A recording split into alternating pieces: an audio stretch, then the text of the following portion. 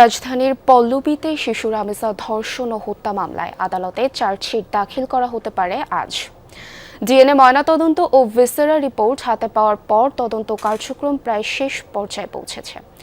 শনিবার রাজধানীর মহাখালীতে এক কর্মশালায় আইন বিচার ও সংসদ বিষয়ক মন্ত্রী মোহাম্মদ আসাদুজ্জামান বলেন, ঈদের আগেই চার্জশিট দাখিল করা সম্ভব হলে ঈদের পরপরই বিচারিক কার্যক্রম শুরু করা যাবে।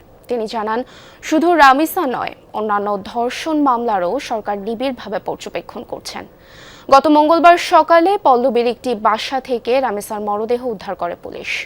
এ ঘটনায় দেশজুড়ে ব্যাপক প্রতিক্রিয়া সৃষ্টি হয়। মামলার প্রধান আসামি জাকির হোসেন ওরফে সোহেল রানাকে ২০ মে নারায়ণগঞ্জ থেকে গ্রেপ্তার করা হয়। পরে তিনি আদালতে ফৌজদারি কার্যবিধির ১৬৪ ধারায় স্বীকারোক্তিমূলক জবানবন্দি দেন। মেট্রোপলিটন ম্যাজিস্ট্রেট আমিনুল ইসলাম জুনায়েদের আদালত তার জবানবন্দি রেকর্ড করে অভিযুক্তকে কারাগারে পাঠানোর নির্দেশ দেওয়া হয়।